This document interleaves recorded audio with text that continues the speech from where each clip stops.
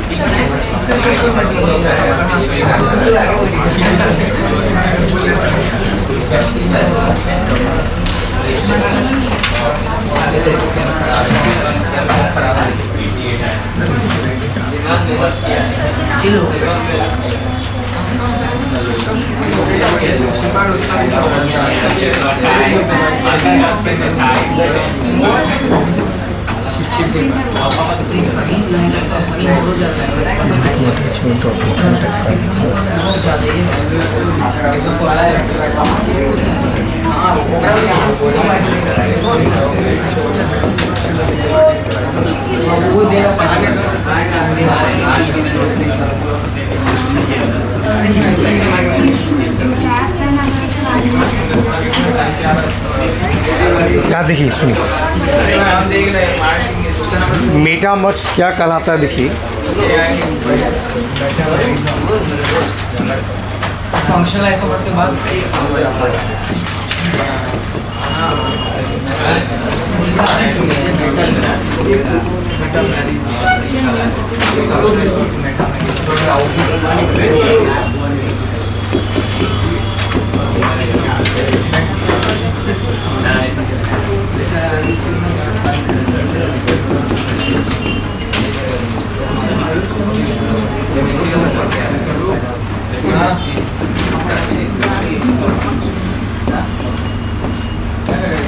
देखिए क्या कहलाता, सुनिए, कह रहा कोई भी वैसा स्ट्रक्चरल आइसोमर्स। देखिए, जब आप स्ट्रक्चरल आइसोमर्स बोल दिए तो स्ट्रक्चरल आइसोमर्स कहने का मतलब ही हो गया कि जिसका मोलिकुलर फार्मूला क्या होगा, सेम, और स्ट्रक्चर फार्मूला क्या होगा, डिफरेंट।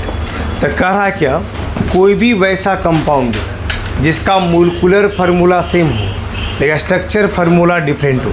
अगर स्ट्रक्चर फार्मूला डिफरेंट होता है तो वो भी डिफरेंट किसके कारण, तो अल्काइल ग्रुप के डिफरेंट अटैचमेंट के कारण। किसके कारण, अल्काइल ग्रुप का डिफरेंट अटैचमेंट के कारण। जैसे आप देखिए, आप कोई फंक्शनल ग्रुप आप लिए CH3, ध्यान से देखिए आप, ठीक है, एक कंपाउंड लिखे CO, फिर लिखे CH2 CH2 CH3।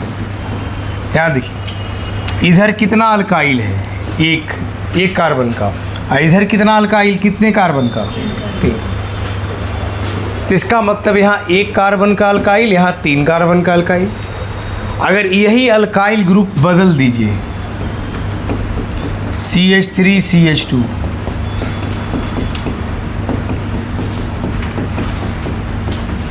इधर भी 2 इधर भी 2, बदल गया कि नहीं।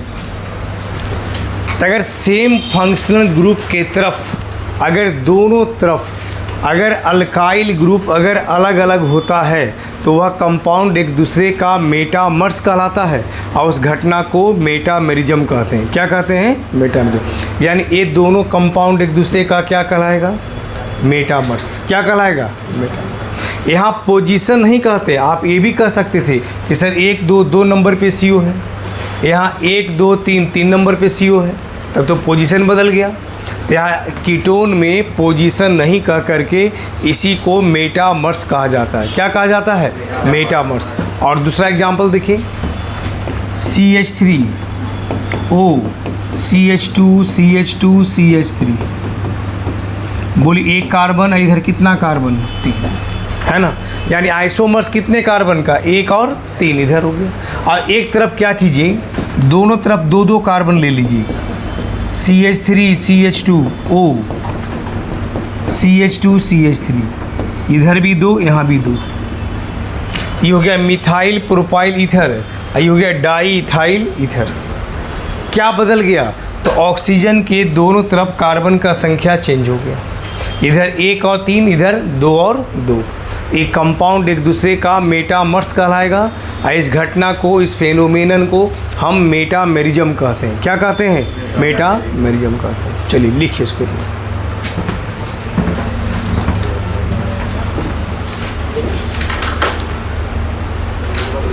तो मेटामेरिज्म होने के लिए क्या ध्यान रखिएगा कि जो फंक्शनल ग्रुप है ना, उसका दोनों तरफ बॉन्ड खाली होना चाहिए, दोनों तरफ जुड़ सकता है, तब ना कार्बन का संख्या दोनों तरफ क्या होगा? अलग अलग होगा। तो ऐसा कंपाउंड क्या बनाएगा? मेटामर्स। क्या बनाएगा? मेटामर्स बनाएगा।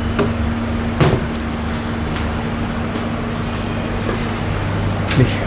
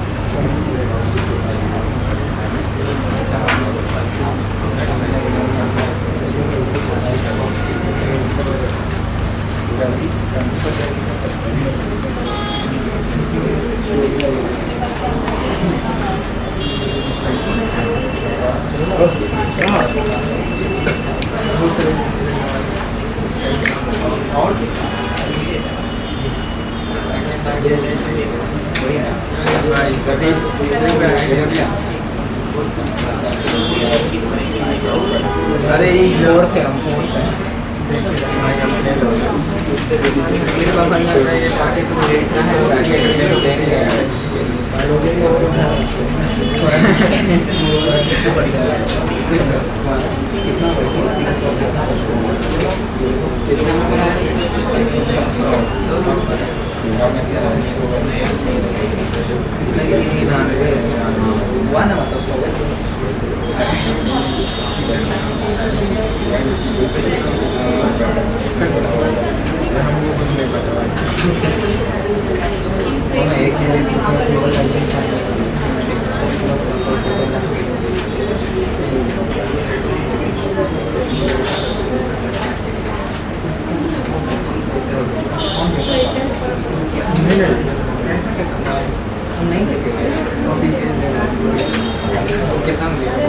फायदा देगा मार्केट का फायदा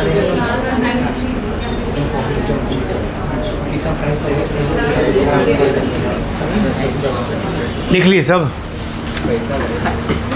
बिजनेस करेंगे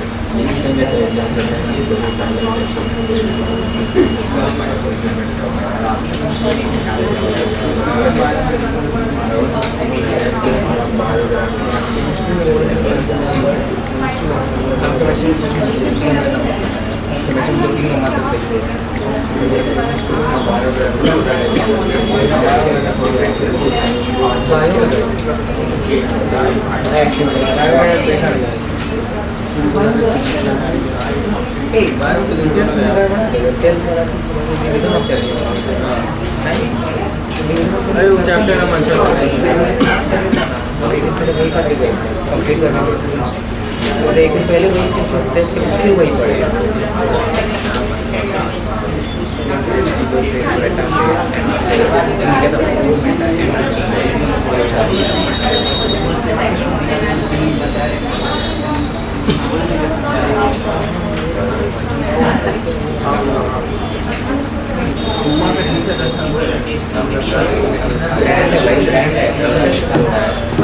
हो गया, लिखा गया सब, हटा दे इसको, चला के देखिए।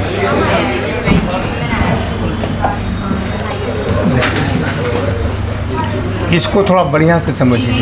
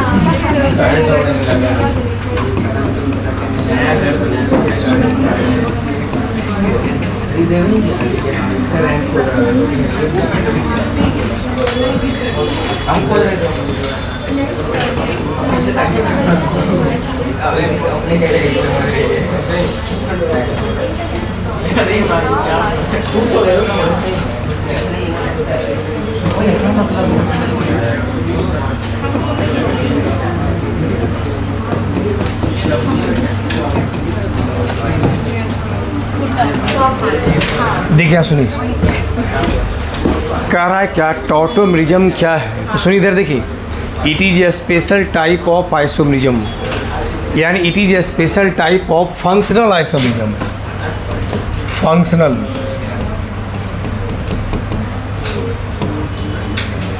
it is a special type of functional isomerism in which two functional groups are in equilibrium, जिसमें दो फंक्शनल ग्रुप एक दूसरे में क्या होता है, कन्वर्ट होते रहता है। यह आइसोमेरिज्म फंक्शनल ग्रुप का एक स्पेशल टाइप का आइसोमेरिज्म है, जिसमें दो फंक्शनल ग्रुप एक दूसरे में क्या होता है, कन्वर्ट होता है। उसमें भी सबसे मोस्ट कॉमन है aldehyde and ketone, generally so।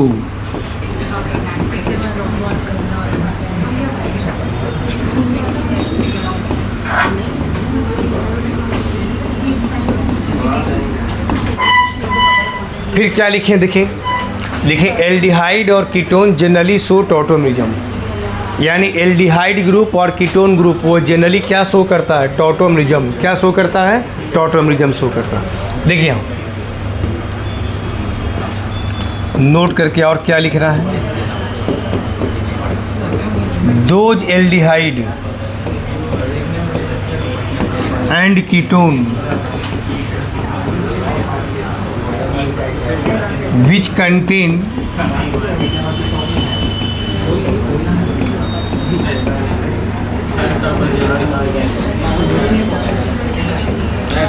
contain at least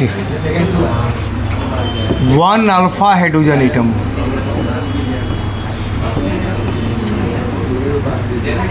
देखिए क्या लिखें, those aldehyde and ketones which contain at least one alpha hydrogen atom show tautomerism.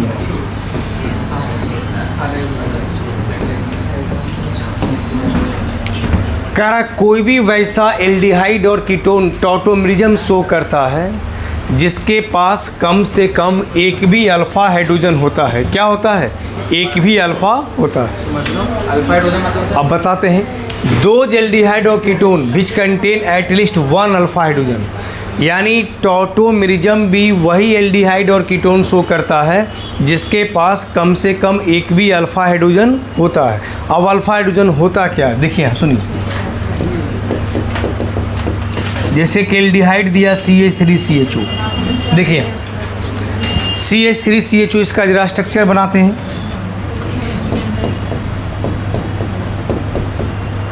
देखिए एक कंपाउंड है। अब देखिए यहाँ किस कंपाउंड में CH3CHO है। अब देखिए ये तो एल्डिहाइड ग्रुप हो गया, फंक्शन ग्रुप। अब फंक्शनल ग्रुप के बगल का जो भी कार्बन होता है उस कार्बन को हम अल्फ़ा कार्बन कहते हैं।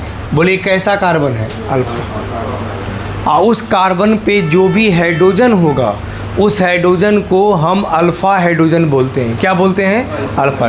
बोले इस कार्बन के पास कितना हाइड्रोजन है? तो अल्फ़ा हाइड्रोजन का संख्या कितना हुआ? 3। तो इसका मतलब जो भी कंपाउंड कम से कम एक भी अल्फ़ा हाइड्रोजन रखता है वही कंपाउंड टॉटोमेरिज्म शो करता है। क्या शो करता है? कैसे शो करता है वो भी बताते हैं। बोले इसका मतलब यह कंपाउंड टॉटोमेरिज्म शो करेगा कि नहीं? बिल्कुल करेगा, ये शो करेगा। आगे देखिए दूसरा, देखिए दूसरा कंपाउंड हम दिए CH3COCH3। ऐसे ये कौन सा कंपाउंड है? डाइमिथाइल कीटोन, चाहे एसीटोन, चाहे प्रोपेनॉन, जो बोलना है बोलिए। प्रोपेनॉन इसका आयुपैक नेम, डाइमिथाइल कीटोन इसका कॉमन नेम, और एसीटोन मार्केट का नेम है। देखिए एक कंपाउंड है एसीटोन। अब इस एसीटोन में देखिए इसका डायग्राम स्ट्रक्चर बनाइए।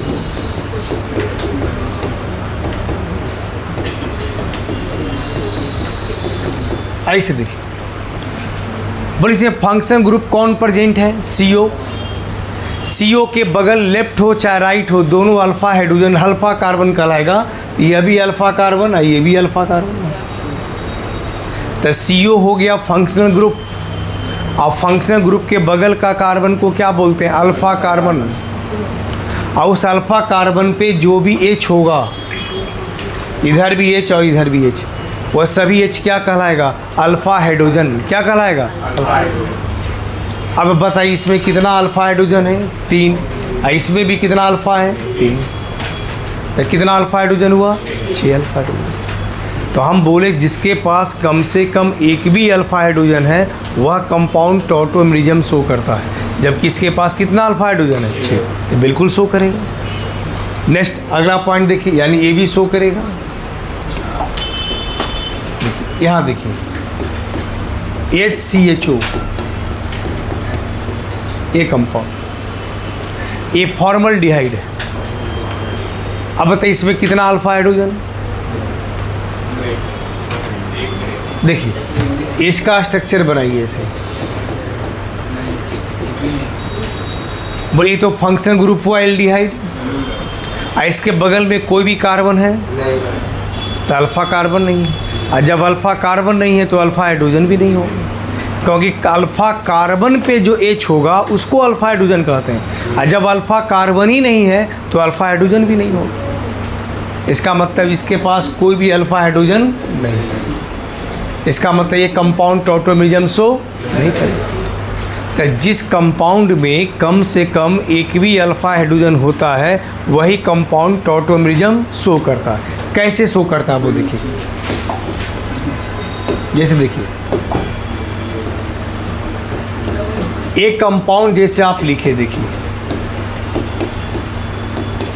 यहाँ देखिए एक कंपाउंड हो गया एस्टल्डिहाइड। इसके बगल में अल्फ़ा कार्बन देखिए, यहाँ एक इसके बगल का यह कार्बन अल्फ़ा, उसके साथ जितने भी हाइड्रोजन है वो सब अल्फ़ा। तो यहाँ होता क्या है देखिए, यह कंपाउंड एक दूसरे में इस तरह से कन्वर्ट होता है। देखिए जैसे डबल बॉन्ड इसका टूट गया और डबल बॉन्ड टूट करके ये डबल बॉन्ड यहाँ आ गया और इसका H चला गया O के पास। ऐसे देखिए क्या हुआ, सुनिए। जब C या O के बीच का बॉन्ड टूटा, देखिए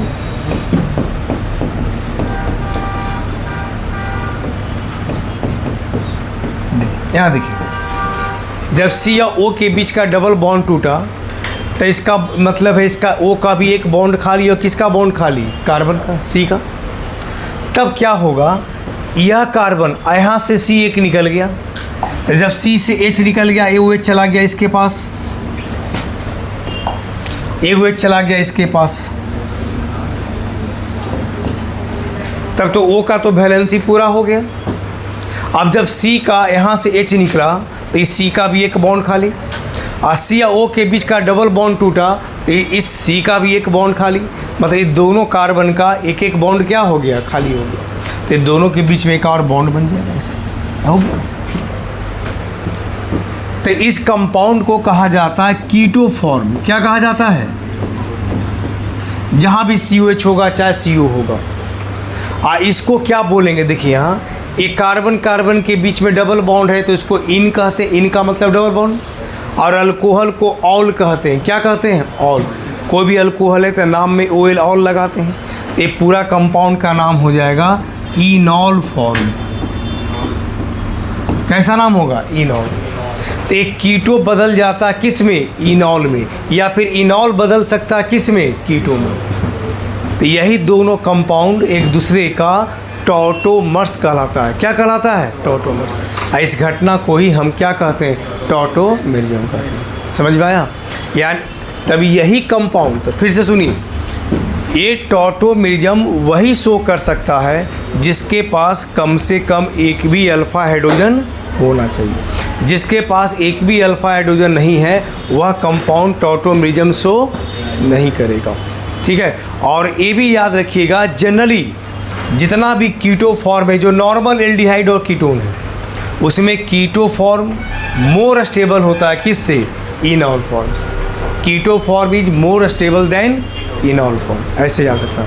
चलिए, जैसे आप मान लीजिए और इनॉल ले लिए, देखिए जैसे कीटोन ही ले लिया आप, इसको भी आप ऐसे लिख सकते हैं। इसको भी बोलेंगे हम कीटो फॉर्म। क्या बोलेंगे? Keto form. तो इसका H चला जाएगा O के पास, ये बन जाएगा CH2 डबल बॉन्ड, नहीं CH2 हो गया और C डबल बॉन्ड C, यहाँ हो गया OH, यहाँ हो गया CH, होगा ना? क्या किया हम? इसका H चला गया एक O के साथ तो OH हो गया। इस कार्बन कार्बन के बीच में कैसा बॉन्ड हो गया? Double bond. अब बाकी तो CH3 यहाँ था ही, तो है ही। इसको भी बोलेंगे हम इनॉल फॉर्म। क्या बोलेंगे? तो कीटो बदल जाता किस में? इनॉल फॉर्म में। तो यही कंपाउंड एक दूसरे का टॉटोमर्स कहलाता है। इस घटना को क्या कहते हैं? टॉटोमेरिज्म। क्या कहते हैं? टॉटोमेरिज्म कहते हैं। और जनरली नोट करके इतना याद रखना है,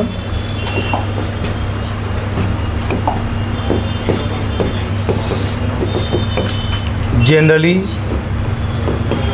हर जगह नहीं, सब सिंपल में कहाँ कहाँ इनॉल फॉर्म भी मोर स्टेबल होगा।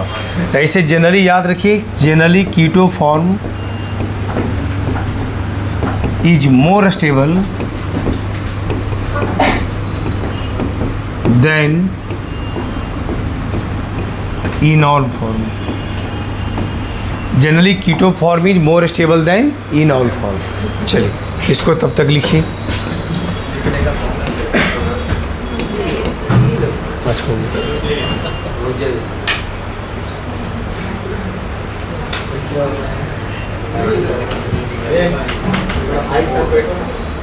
अच्छा, 2 मिनट रुकना पड़ेगा।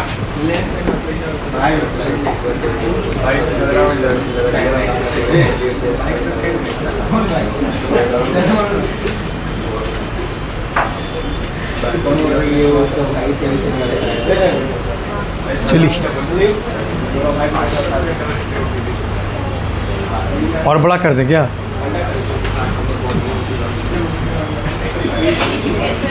क्या लिखते चलिए।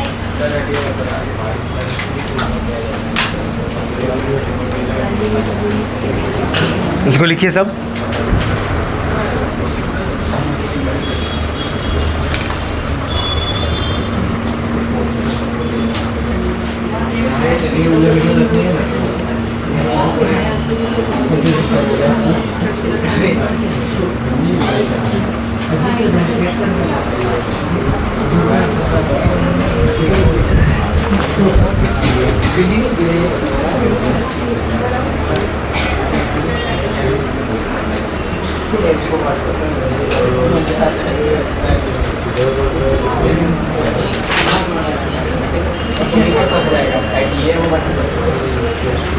देखिए सुनिए कैसे बनाइए, पहले हम तरीका बताते सुनिए।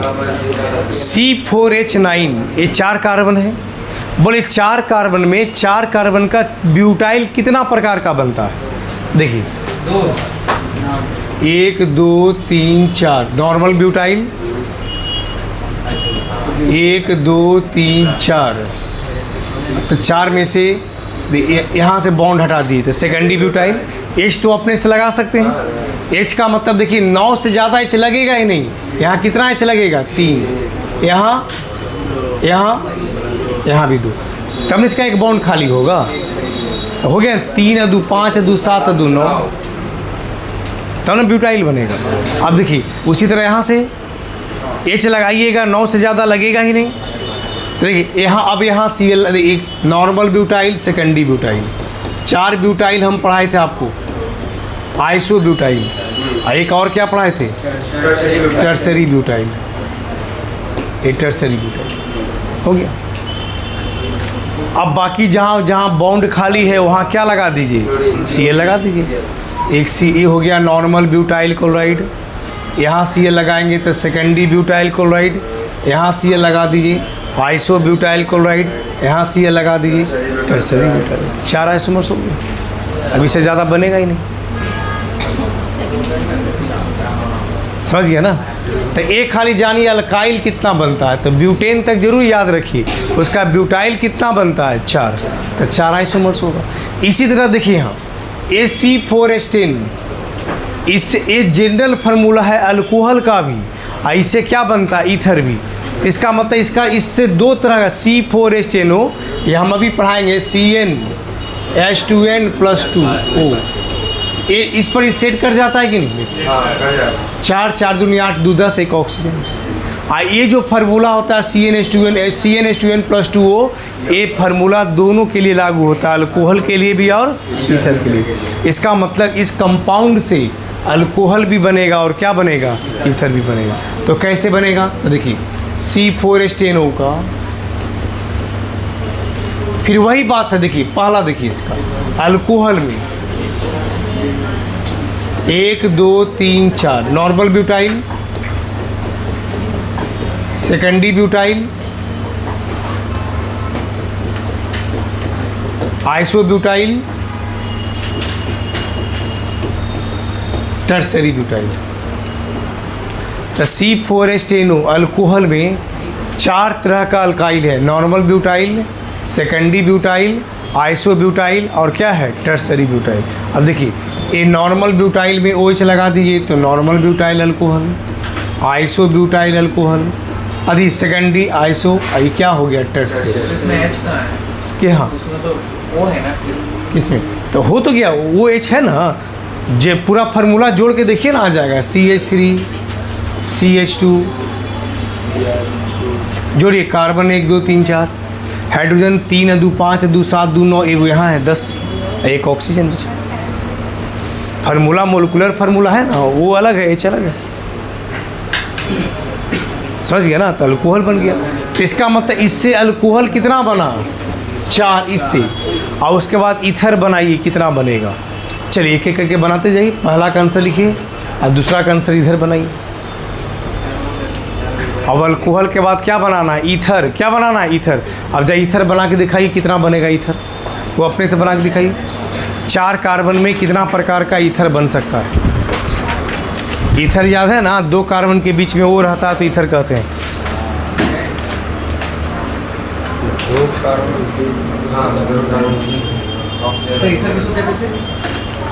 देखिए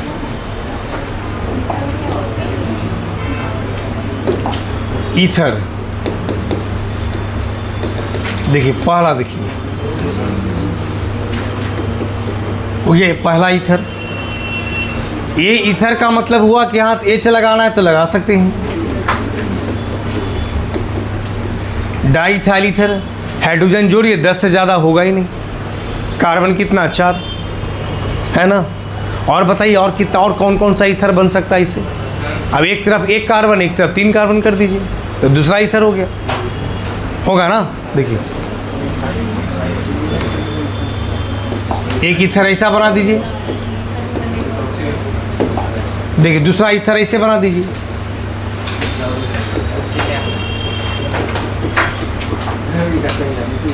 हो गया दूसरा ईथर, मिथाइल प्रोपाइल ईथर। एक और बताइए क्या बनेगा, एक और बनेगा।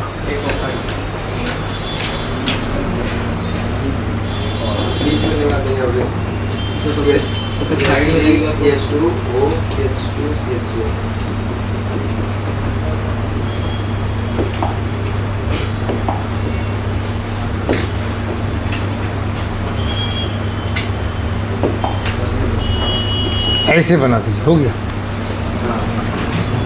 Di ethyl ether, methyl propyl ether और मिथाइल आई हो गया आइसोप्रोपाइल। अब इससे ज़्यादा नहीं बनेगा। तो इसका मतलब C4H10O का कितना कंपाउंड बना, 4 अल्कोहल और 3 ईथर। तो 4 3 कितना हुआ, 7। कितना आइसोमर्स बनेगा, 7 आइसोमर्स। ये सब ऐसे एक बार में नहीं बनता है, ये सब कोई घर पे जाके प्रैक्टिस कीजिएगा तब बनेगा। और आइसोमर्स प्रैक्टिस क्या चीज़ है, समझ गए, जितना बनाइएगा उतना बनेगा। हम एक क्वेश्चन दिए थे 18 कंपाउंड बना के लाने के लिए, नहीं दिए थे। हेप्टेन किसका दिए थे, ऑक्टेन का। ऑक्टेन बोले थे 18 कंपाउंड बना के लाना है, बनाए थे। अरे हस्ती है, कल बनाई थी क्यों,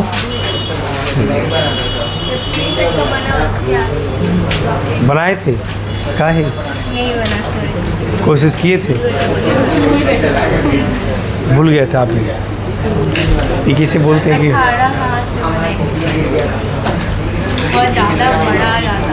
क्या दिक्कत है, कोशिश करने में क्या है। जब बैठे रहे तो घर पे बैठ के मन लगाने के लिए बनाते रहना।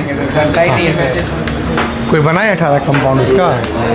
अच्छा सर, तो इसका 6 हो गया। किसका, कैसे, अल्कोहल और 3 ईथर का। तो 3 ईथर हुआ, 4 अल्कोहल था, 4 3 7 ना हुआ। उसने ना वहाँ पे वो मीट गया, वहाँ पे एक मीट गया ना, इसलिए 6 को बोला।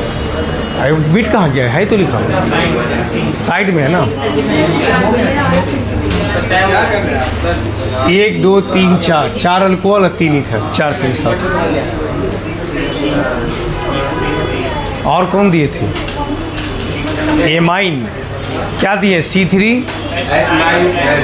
अब सुन एक चीज़ ध्यान रखिए, एमाइन में NH2 को कहा जाता है 1 डिग्री एमाइन, ऐसे याद रखिएगा थोड़ा।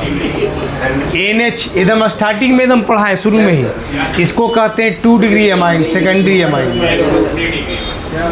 खाली N रहेगा ना तो 3 डिग्री एमाइन, इसको टर्सरी एमाइन कहते हैं, प्राइमरी सेकेंडरी और टर्सरी। ये तीनों कहलाता है एक दूसरे का फंक्शनल आइसोमर्स। क्या कहलाता है, माने primary amine, secondary amine, tertiary amine, ये क्या कहलाता है, फंक्शनल। तो जो कंपाउंड दिए हैं उसका तीनों का आइसोमर्स बनाइए कि प्राइमरी कितना बनेगा, सेकेंडरी कितना बनेगा, टर्सरी कितना बनेगा, और तीनों को जोड़ दीजिएगा तो टोटल आइसोमर्स हो जाएगा। क्या था क्वेश्चन में, C3H9N। देखिए H9N इसका देखिए, तब पहले 1 डिग्री एमाइन बना दीजिए, फिर 2 डिग्री एमाइन बना दीजिए, अब फिर 3 डिग्री टर्सरी एमाइन बना दीजिए। देखिए तब प्राइमरी में क्या बनेगा, 3 कार्बन दिए हैं, हो गया। नॉर्मल प्रोपाइल एमाइन बनेगा ना, एक और बनेगा,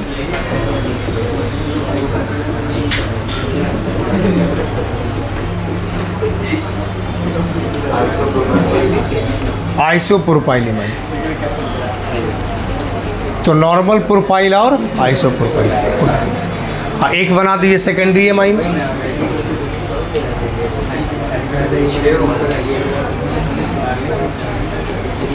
हो गया। इथाइल मिथाइल एमाइन, NH हुआ ना, NH बचा, ये हुआ NH2, ये क्या हुआ NH। और टर्सरी एमाइन, 3 नाइट्रोजन में 3 गो अल्काइल ग्रुप होना चाहिए, खाली एन बचेगा। तो कहाँ लिखे सेकंड? अब बताइए तो और कोई बनेगा क्या, जब बताइए।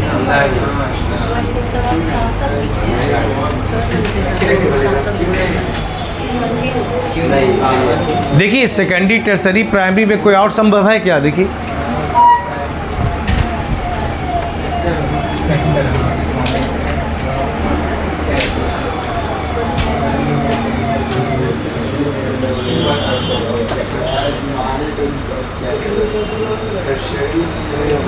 टर्शियरी नहीं होता। एक टर्सरी तो बना तो 1 2 3, अब 3 ही कार्बन है तो एक के कार्बन ना लगाइएगा, और 2 वाला तो बनिए गया, 2 1 तो सेकेंडरी हो जाएगा। इसका टोटल आइसोमर्स कितना बनेगा, C3H9 का, इनका कितना 4 आइसोमर्स। कितना आइसोमर्स, प्राइमरी 2, सेकेंडरी 1, टर्सरी 1। एक लास्ट कंपाउंड हम दिए थे C7H8O, ये नहीं दिए हैं। इसका एरोमेटिक कंपाउंड बनता है चौथा का।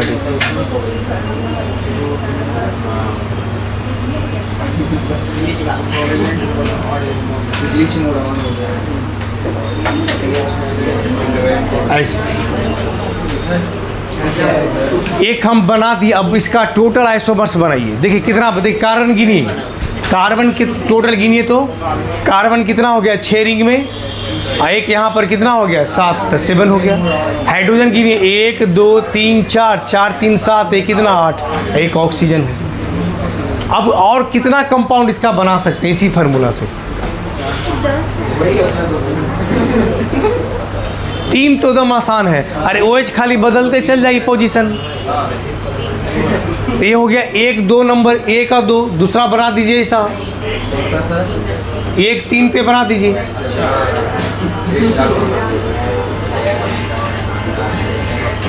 बदल ना गया, नीचे जाता रहेगा सब। नाम बदल गया। ये हो गया 2 मिथाइल फिनॉल, 3 मिथाइल फिनॉल, और एक चौथा पे लगा दीजिए।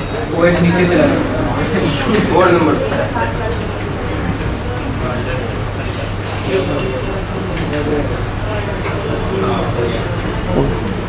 तो आप कैसे जानिए सर, आप एरोमेटिक सोच लिए तो देखिए कार्बन 7 है, हाइड्रोजन 8 ही है, तो ना तो अल्केन बनेगा, ना अल्कीन बनेगा, ना अल्काइन बनेगा। तो इसका मतलब है कि कहीं ना कहीं एरोमेटिक है होगा।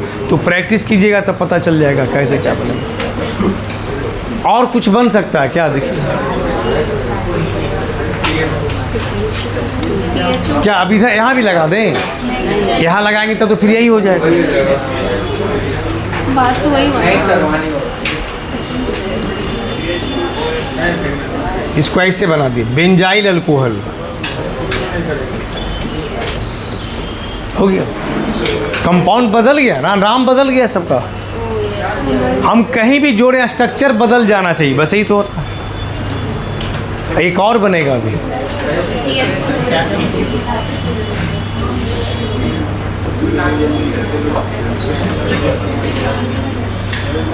ईथर बनेगा,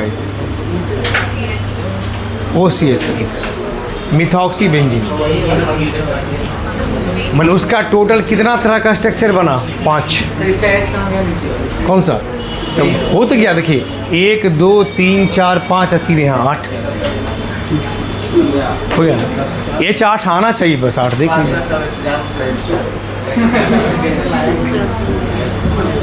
नहीं, जितना क्वेश्चन कराए घर पे जाके इसको एक बार अपने से बना लीजिए, ठीक है। सारा क्वेश्चन को अपने से लिखिए और फिर उसको अपने से लिख करके अपने से फिर से इसको बनाइए,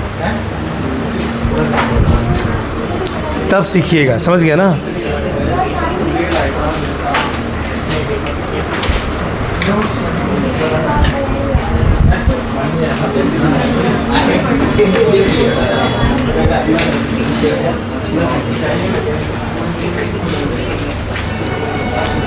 अभी एक बार देख लीजिए, जिनको कुछ पूछना है जो आज पढ़ाएं, कहीं कोई डाउट है तो देख लीजिए। आज जो पढ़ाएं कुछ पूछना है,